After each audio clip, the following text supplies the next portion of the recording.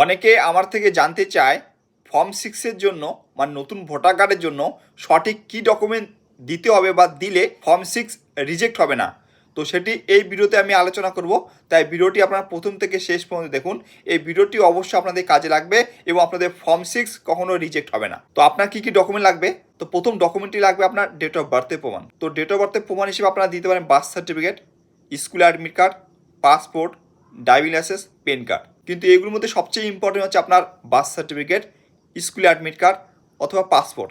এই তিনটি ডকুমেন্টের মধ্যে যদি একটি থাকে তাহলে আপনার কাফি ডেট অফ বার্থের প্রমাণ হিসাবে। আর যদি এগুলির মধ্যে সব কয়টি থাকে তো আপনার ডেট অফ বার্থের প্রমাণ হিসেবে যখন আপলোড করবেন একটি ডকুমেন্টকে টিক করে দেবেন। টিক করে বাকি যে ডকুমেন্টগুলো আপনার ডেট অফ বার্থের প্রমাণ হিসেবে আছে, birth certificate, admit card, passport, pan card, driving licence, এগুলিকে একত্রে করে নিয়ে মানে ফটো তুলে অ্যাজ এ ডেট অফ বার্থের প্রমাণ হিসেবে আপনারা অনলাইনে আপলোড করে দেবেন। কারণ যখন আপনি চেক করবে যে আপনি ডেট অফ বার্থের প্রমাণ হিসেবে শুধু বার্থ সার্টিফিকেট দেননি, সঙ্গে আপনার পাসপোর্টকেও দিয়েছেন, অ্যাজ আ পেন কার্ডকেও দিয়েছেন, অ্যাজ আ স্কুল অ্যাডমিট কার্ডকে দিয়েছেন। তো ওনারা যখন অনলাইন চেক করবে তো দেখতে হবে যে আপনি ডেট অফ বার্থের প্রমাণ হিসেবে শুধু একটি ডকুমেন্টকে দেননি, সঙ্গে আদার্স আপনার ডকুমেন্ট আছে।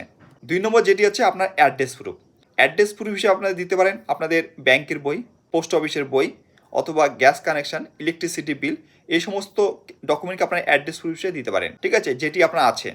তো অ্যাড্রেস প্রুফ ঘরেও আপনার চেষ্টা করেন এই সমস্ত যা যা আপনার ডকুমেন্ট আছে অ্যাজ এ অ্যাড্রেস প্রুফ হিসাবে সেগুলিকে একত্রে করে নিয়ে ফটো তুলবেন, সঙ্গে আপনার আধার কার্ডকেও এখানে দিয়ে দিবেন অ্যাজ এ অ্যাড্রেস প্রুফ হিসাবে, দিয়ে এগুলো একত্রে করে নিয়ে ফটো তুলে আপলোড করবেন। সঙ্গে এরপর 3 নম্বর যে ডকুমেন্টটি সেটা হচ্ছে আপনার বাবা মার ভোটার কার্ড। তো অবশ্যই আপনাদের যদি বাবা মার ভোটার কার্ড থাকে ভোটার কার্ডটি দিয়ে দিবেন। এবার 4 নম্বর যে ইম্পর্টেন্ট ডকুমেন্ট সেটা হচ্ছে লাস্ট এসআর কপি।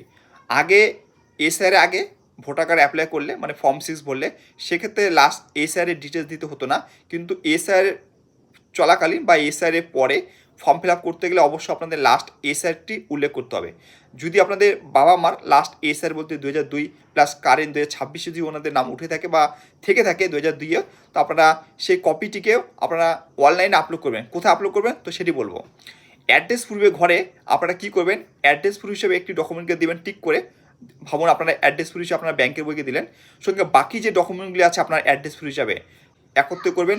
এখানে আপনাদের বাবা মার ভোটার কার্ড সঙ্গে লাস্ট এসের কপিটা এখানে আপলোড করে দেবেন একত্রে। যখন ওনারা চেক করবেন দেখবেন যে আপনার অ্যাড্রেস প্রুফ হিসাবে আপনার ডকুমেন্ট তো দিয়েছেন, সঙ্গে আপনার বাবা মার ভোটার কার্ড, ওনার হচ্ছে আধার কার্ড প্লাস হচ্ছে ওনার লাস্ট এসের কপিটি আপনি আপলোড করে দিয়েছেন। তো এই সমস্ত ডকুমেন্ট দেখলে ওনারা সন্তুষ্ট হবে এবং আপনাদের ফর্ম 6 কখনো রিজেক্ট হবে না। এবং আপনাদের বিএলও যখন আপনাদেরকে চেক লিস্ট দিবে বা আপনাদের থেকে ডকুমেন্ট চাবে তো আপনারা এই সমস্ত ডকুমেন্ট ওনাকে দিয়ে দিবেন। তো এটি বলবো আপনারা এইভাবে করে দেখুন, দেখবেন আপনার ফর্ম 6 কখনো রিজেক্ট হবে না।